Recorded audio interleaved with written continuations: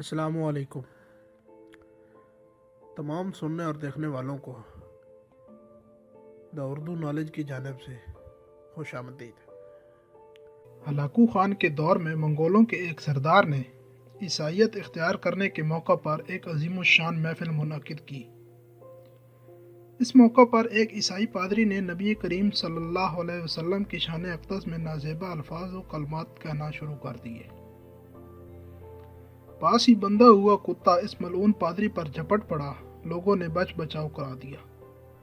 ایک شخص نے اس پادری سے کہا کہ تم نے چونکہ حضور صلی اللہ علیہ وسلم کی شان میں گستاخی کا ارتکاب کیا، اس لیے یہ کتا تم پر جھپٹ پڑا۔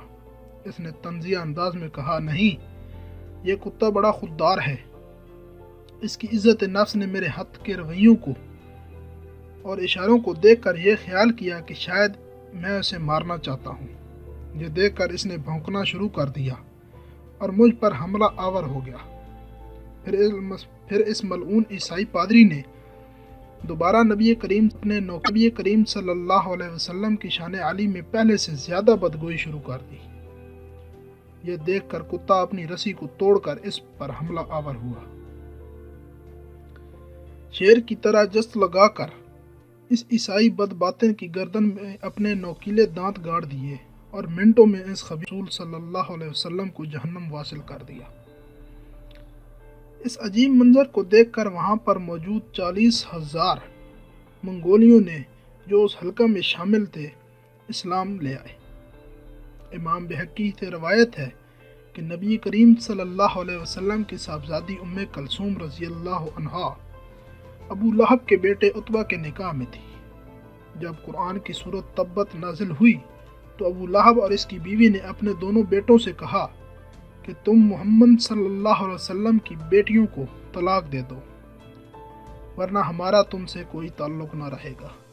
چنانچہ عتبہ نے ام کلثوم کو طلاق دی اور حضور صلی اللہ علیہ وسلم کے سامنے جا کر اس نے طلاق کی خبر دی اور بہت بے ادبی کی باتیں کہیں۔ تب آپ صلی اللہ علیہ وسلم نے ابو لہب کے بیٹے عتبہ کے لیے بد دعا فرمائی کہ اے اللہ، اس پر اپنی کتوں میں سے کوئی کتا مسلط فرما دے۔ چنانچہ بد دعا کا جو اثر ہوا اس کا قصہ حاکم بیان کرتے ہیں کہ ابو لہب اور اس کا بیٹا عتبہ ملک شام کے سفر پر گئے تھے کہ راستے میں مقام زرقا پر ایک راہب تھا۔ ان کے پاس دونوں ٹھہرے۔ راہب نے کہا کہ یہاں درندے بہت ہیں، تم اپنے بچاؤ کا سامان کر لینا۔ ابو لہب نے اپنے ساتھیوں سے کہا کہ محمد صلی اللہ علیہ وسلم نے عتبہ پر بد دعا کی ہے، اس لیے اس کو بڑی حفاظت سے رکھنے کی ضرورت ہے۔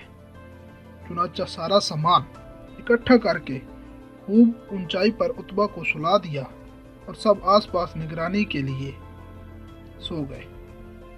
رات میں ایک شیر آیا، اس نے ہر ایک کا منہ سونگھ کر چھوڑ دیا اور کود کر عتبہ کا سر چبا ڈالا۔ یہ شیر ان حضرت صلی اللہ علیہ وسلم کی بد دعا پر خدا کی طرف سے آیا تھا، اس لیے آس پاس والوں کو چھوڑ کر عتبہ کو ہلاک کر گیا۔ کیونکہ نبی کریم صلی اللہ علیہ وآلہ وسلم کے ساتھ دشمنی کی وجہ سے عتبہ کا گوشت خباثت سے بھرا ہوا تھا، اس لیے اس کے گوشت کو شیر نے بھی نہ کھایا۔ شیر کے گوشت نہ کھانے سے معلوم ہوا کہ شیر کا تقرر صرف دشمن رسول صلی اللہ علیہ وسلم سے انتقام تھا، اور بس۔ اللہ تعالی ہمیں کامل اتباع و سنت کی توفیق بخشے اور ہر قسم کی گستاخی بے ادبی سے محفوظ فرمائے۔